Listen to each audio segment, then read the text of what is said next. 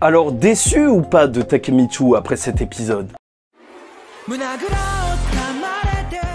Mesdames et messieurs, ici Chaz et on se retrouve aujourd'hui pour la review de l'épisode 23 de Tokyo Revengers qui arrive assez tard. Mais bon, j'ai pris un peu de retard pour regarder l'épisode, c'est pour ça qu'on va essayer de faire ça assez rapidement. De toute façon, c'est un épisode qui conclut l'intrigue du Bloody Halloween. Et voilà, on est sur les retombées. Bien sûr, en fait, le début de l'épisode, il va revenir sur le pardon de Mikey face à Kazutora, même si c'est Draken et Takemichi qui vont transmettre le message. Et faut se rappeler, même si en fait Takemichi, il va se dire qu'il a pas changé grand chose dans ce début d'épisode, que en fait, si, il a changé grand chose. Parce que Mikey, bien sûr, là, il n'a plus rien sur la conscience, il doit se sentir vraiment soulagé. Et Kazutora, bah en fait, maintenant, c'est devenu un allié inconditionnel. Enfin, je pense bien, parce que après le pardon de Mikey, je pense que ça va changer beaucoup de choses à l'avenir. N'oublions pas qu'il sort dans 10 ans et que Takemichi retourne 12 ans dans le futur. Donc, s'il retourne dans le futur, il sera sorti depuis 2 ans. Voilà, gardons ça en tête.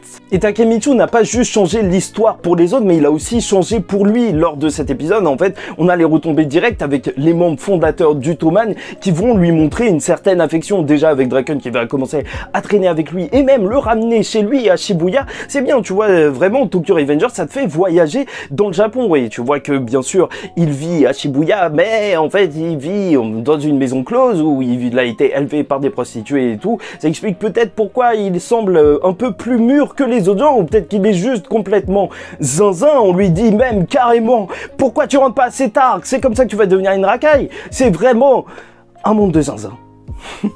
Et le passage assez polémique et qui m'a même fait réfléchir un petit peu sur le personnage de Takemichi, c'est que, en fait, il s'est retrouvé avec une prostituée et il a même hésité à faire des trucs avec elle.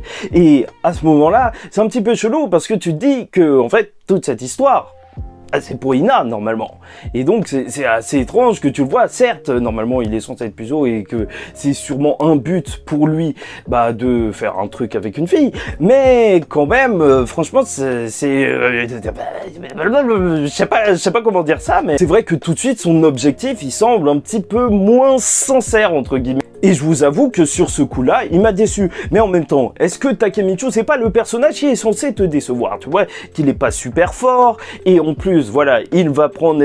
là, il a pris une mauvaise décision, même si c'est tourné en gag. Donc en vrai, ça a toujours été ça. Ça a été un personnage nul qu'on suit et qui essaye de faire au mieux. Bon, mais ça, j'ai pas trop de choses à en dire. N'hésitez pas à me dire en commentaire ce que vous en pensez. Parce que franchement, j'aurais pas fait la review de l'épisode s'il n'y avait pas eu ce moment-là.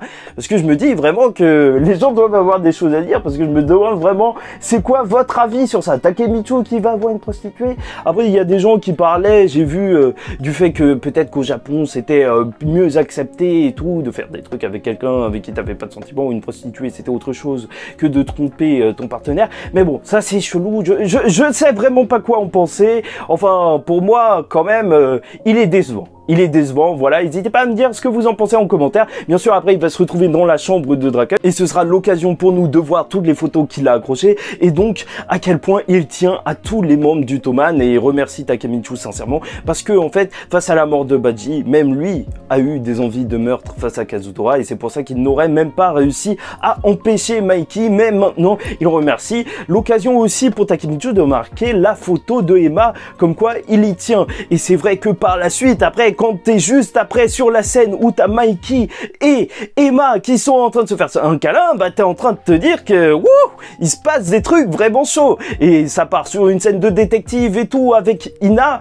Et c'est vrai que c'était assez gênant vu que juste avant il était avec une prostituée et tout, Takemichi. Donc voilà, il a pas fait exprès, mais il a fait exprès quand même. Enfin, il était un petit peu partant. Donc c'était assez chelou de le voir avec Ina. Encore une fois, c'est là où on voit que en fait, quand tu regardes un épisode, c'est vraiment différent de quand tu lis les scans en fait. Souvent le manga il est construit semaine par semaine et je pense que ça devait être plusieurs scans différents, et c'est vrai que là tout mettre dans le même épisode, lui avec une prostituée et lui en train de traîner avec Ina, bah tu te dis ah ouais, le Takemichi la pilule a du mal à passer.